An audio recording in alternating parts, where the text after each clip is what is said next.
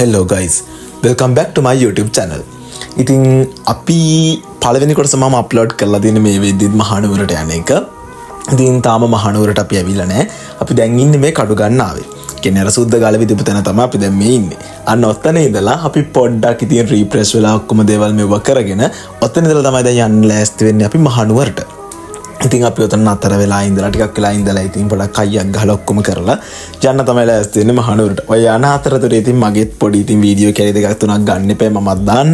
ඉතින් බොරුට අහක බලාගෙන ඉන්න වීඩියෝ කැලි දෙක තුනක් අරගෙන මේකට ඇඩ් කරා. ඊට පස්සේ අපි මේක මොකද මේ මහනුවරට යන්න ප්ලෑන් කරපු එකත් එක සඩන් ප්ලෑන් එකක්. හැබැයි කොහොම හරි මට උමනාවක් වෙලා තිබ්බ මහනුවරට යන්න. මොකද මම යුනිවර්සිටිස් ඉන්න කාලෙදී ස්ටඩීස් කරන කාලෙදී මම හිතාගෙන හිටියා. ඒක බාරයක් වගේ තමයි. ඉතින් මං හිතාගෙන හිටියා මට අනේ දෙයනේ අර තියෙන එක්සෑම්ස් ඔක්කොම ටික හොඳින් පාස් වෙලා රිසර්ච් එක හැමදේම හොඳින් කරගෙන ඉක්මනට ඩිග්‍රී එක මගේ අතට අරගෙන ලැබේවා කියලා සබ්ජෙක්ට් එකක්වත් රිපීට් නොවි. එහෙම හම්බුනොත් මං අටපිරිකර පූජා කරනවා කියලා හිතාගෙන හිටියා. මොකද මම සාමාන්‍යයෙන් හැම සෙමෙස්ටර් එකක්ම ඉවර වෙලා ඊළඟ සෙමෙස්ටර් එක පටන් ගන්න කලින් තියෙන වැකේෂන් එක ඇතුළත හැම පාරකම මම දළදා මාලිගාවට යනවාමයි. ඉතින් මොකද මම පේරාදෙණි කැම්පස් නෙමෙයි මම කොළඹ යුනිවර්සිටි හිටියත් මම කොහොම හරි කෙලින්ම මේ වැකේෂන් එක පීරියඩ් එකේදී අනිවාර්යෙන් යනවා.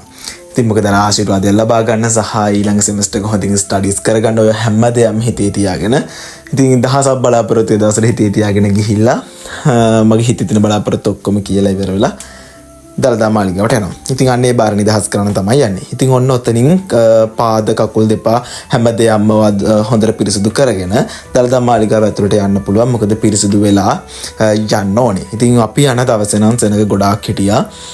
කොහමරි ක්‍රවුඩ් එක වැඩි. හැබැයි මොනවා වුණත් ඒ වෙලාවේ අපි ගියේ තේවාව වෙලාවට. ඉතින් තේවාව වෙලාවේ හින්දා වෙන්න ඕනේ ගොඩක් මේ වෙලාවේ ක්‍රවුඩඩ් බැතිමතුන් වැඩි. ඉතින් මලුත් අරගෙන තෙලුත් අරගෙන ඔය හැමදේම අරගෙන අපි දන්ත ධාතුන් වහන්සේ වන්දනාමාන කරන්න තමයි මේ යන්න ලෑස්ති වෙන්නේ. ඉතින් එක දෙයක් කියන්න ඕනේ. මට දැනෙන විදිහට සහ මට හැඟෙන විදිහට දළදා මාලිගාව කියන්නෙම උතුම්ම සහ ඒක අති මහත් ලෙස පූජනීයත්වයට ලක් වෙච්ච තැන. මගේ හදවතට සහ මම හිතන මෙතනට එන හැමෝගෙම ප්‍රශ්න මොහොතකට හෝ අමතක කරන්න පුළුවන් සහ හිතට සැහැල්ලුවක් දැනෙන, හිතට නිදහසක් දැනෙන තැන. ඉතින් අපි හඳුන් කුරුත් ඔක්කොම පූජා කරලා ඊට පස්සේ අපි යන්න සූදානම් වෙන්නේ වන්දනාමාන කටයුතු කරන්න. ඒ කියන්නේ ගාථා කියලා හැමදේම කියලා ඉවර වෙලා අපි ඒ ටිකට තමයි මේ ලෑස්ති වෙන්නේ. ඉතින් අපි උතන හඳුන් කුරු ඔක්කොම දේවල් ටික පූජා කරලා මල් පූජා කරලා හැමදේම කරලා අපි පිටත් වෙන්නේ ඊට පස්සේ ගාථා කියන්න. ඊට පස්සේ ගාථා කියලා ඉවරලා අපි ඊට පස්සේ තමයි යන්නේ හදන්නේ එළියට. ඉතින් අපි දැන් මේ යන්නේ කොහොම හරි උතනින් හඳුන් කුරු ඔක්කොම දේවල් පූජා කරලා දැන් අපි යන්නේ ගාථා කියන්න.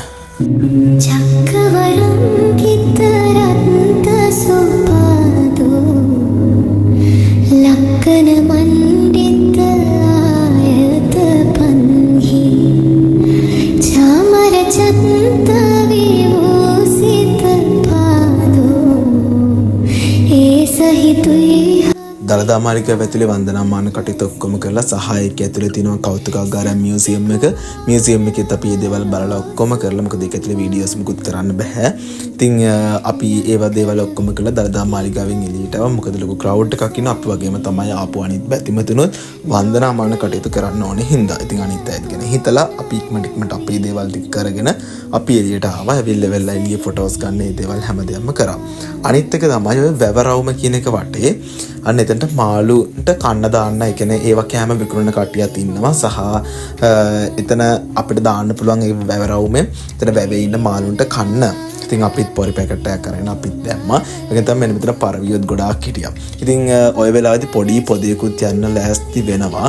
ඉතින් අපි ඔන්නේ මාළුන්ටත් කැම දාලා ඊට පස්සේ අපි ලන්ච් එකට ගන්න මොනවද කියලා බලන්න ගියා. මම කොහමද ඉස්සරින් ඉඳලම ඔය මහනුවර එන හැම වාරකදී වගේ කන්නේ මෙන්න මෙතනින් තමයි. මට නම මතක විදිහට නම් ඩෙවොන් බේකර්ස්. මම දන්නේ නැහැ නම හරිද වැරදිද කියලා. ඉතින් අපි යන වෙලාවේ නම් පුදුම ක්‍රවුඩඩ් සහ හොඳටම වහිනවා එදා. ඒ හින්දා අපි කරේ කැම ටික පැක් කරගෙන වෙන තැනකට ගිහලා කනවා කියලා තමයි හිතාගෙන හිටියේ. කොහොම හරි අපේ අක්කා වීඩියෝ එකක් බලලා තිබ්බා සහස් උයන කියලා තැන. අපි දන්නේ නැහැ ෆස්ට් ටයිම් තමයි එතනටත් හොයාගෙන යන්නේ. ඉතින් නුවර ලස්සන වැස්සට කිව්වට අනේ මන්ද මන්න එක තේරුන්නේ නුවර ලස්සන වැස්සටද නැද්ද කියන එක. ඉතින් කොහොම හරි තෙමිලා ඔක්කොමත් කරගෙන ඉවරලා අපි ආවා KCC එක ඇතුළට කැන්ඩි සිටි සෙන්ටර් එක ඇතුළේ. ඒ වෙලාවෙ එතනත් පොඩි වීඩියෝ වගේක් තිබ්බා. ඊට පස්සේ අපි කෙලින්ම හොයාගෙන ආවා සහස් උයන. සහස් උයනට ඇවිල්ලා අපි දැන් කන්න තමයි ලෑස්තිනේ. ඒ වෙද්දි පොඩක් පායලා තිබ්බේ. මෙන්න මේකත් ගත්තා. සහ මම නම් ආස මේකට නෙමෙයි. මම ගත්තේ අනිත් ඕඩර් කරපු එකට. මෙන්න මේකට තමයි මම ආසම. ඉතින් මේකත් කාලා අපි හැමම ගියා. මොකද අපේ අක්කා මාර ආසයි කන්න අච්චාරු. ඉතින් මම නම් අච්චාරු ෆෑන් කෙනෙක් නෙමෙයි. ඉතින් අපි හැමම ගියා අච්චාරු කඩයක් තියෙනවා දැකලා යා වීඩියෝ කළා. මොකද සහස් වෙන්නේ අච්චාරු පෙරේතෝ කියලා. අන්න ඒක හොයාගෙන ගිහලා කොහොම හරි ඉතින් ෆයිනලි හම්බුණා.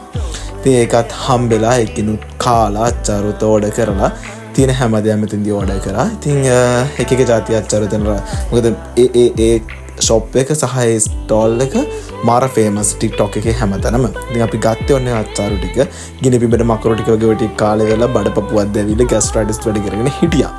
ඉතින් මෙතනින් මේ වීඩියෝ එක ඉවර වෙනවා. ඊළඟ වීඩියෝ එක කරගෙන එනකන් ඔයාලා හැමෝටම ඔයාලගේ හිතුම් පැතුම් හැමදේම ඉෂ්ට වෙන්න කියලා ප්‍රාර්ථනා කරනවා.